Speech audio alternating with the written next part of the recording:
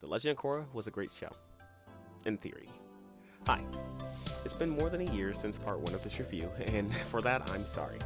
I didn't expect the first video to do so well, and I had a really difficult time putting my thoughts into writing. So, I would like to apologize. Now, without further ado, I present to you my Korra review, part 2. Wow, that rocks!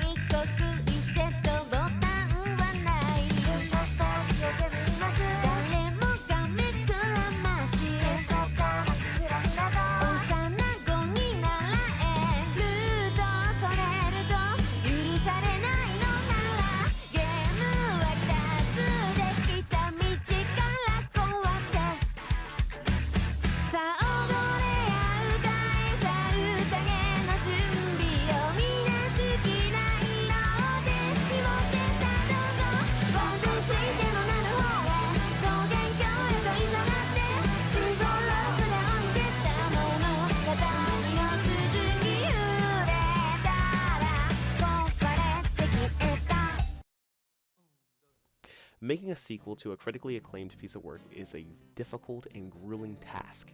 I think this quote from British actor Colin Firth describes it best. Quote, "We all know the dangers of a sequel. Lightning doesn't strike twice in the same place too often, and I think you've got to move beyond it, go the extra mile, and have the courage to not just repeat the first." End quote. To further elaborate, sequels are difficult because they have to not only live up to the original, but they have to expand upon it in new and interesting ways that make sense in the context of the narrative. For example, Shrek 2 is a prime example of a great sequel. It maintains the feeling and style of the original by being a parody of a Meet the Family type movie in a fairy tale setting, whereas the original was a parody of a classic fairy tale. It expands upon the original not only by introducing new areas, but also finally addressing Shrek's internal issues, expanding or developing him as a character. These developments made sense in the context of the narrative because none of the characters acted outside their personalities. It would have been strange if Shrek all of a sudden began to act stoic and noble without it being comical, because that's not Shrek's personality, and nothing in the narrative hinted at this change. Instead, the movie played on Shrek's insecurities and jealousy in a way that further developed him as a character. To say that The Legend of Korra failed to execute any of these points would be a complete and total lie.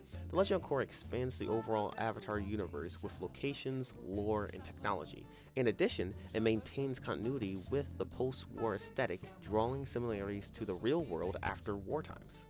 Despite this, The Legend of Korra fails to live up to the original due to its poor execution of ideas. Yes, the locations, lore, and technology were all interesting and had some credence in the overall narrative. However, presenting an area and extenuating its importance holds less weight when said location is never mentioned in the original nor makes sense contextually. If the Spirit Gates existed, why were they not mentioned the last time we, the viewers, visited these locations?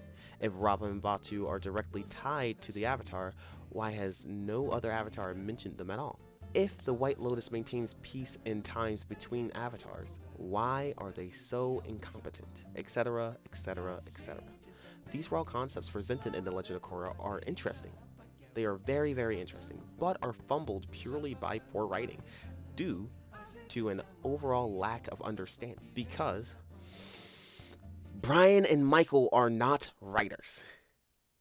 They are conceptualists. They do not know how to properly write a narrative.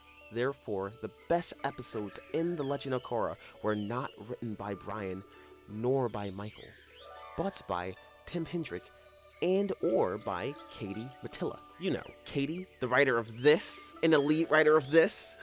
But didn't Brian and Michael make Avatar The Last Airbender? Yes. Yes, they did.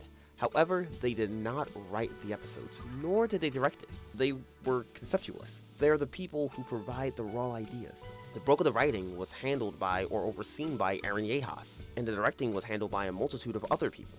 Brian and Michael did not play as large a role in the end product of Avatar: The Last Airbender, which is the main reason why The Legend of Korra has trouble executing its concepts and trying to pull together some sort of narrative. To put this in perspective, these are the writing credits of Avatar: The Last Airbender as found on IMDb.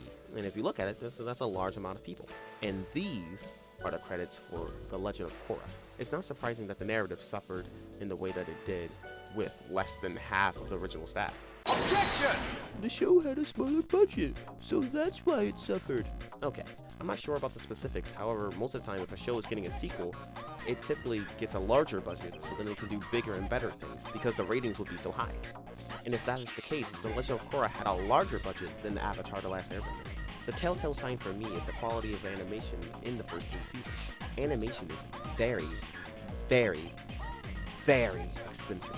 So, the better the animation, the larger the budget. And obviously, other facets of the production would have to get cut, i.e. writing and directing, due to higher percentage of the budget going towards animation. And yes, the quality of animation did suffer a bit in Season 4.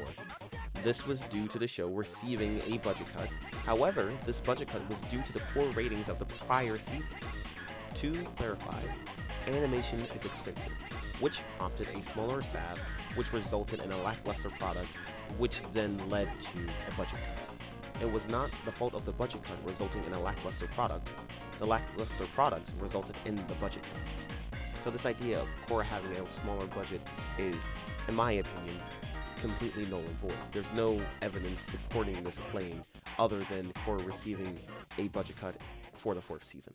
Now, the purpose of this video isn't to hate on The Legend of Korra, but to draw focus on the underlying issues with making a sequel. I struggled for a long time to think of a way to make a sequel to my original video.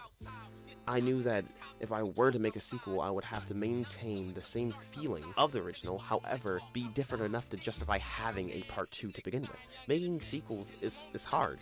Writing is hard. Planning is hard. And maintaining continuity is hard.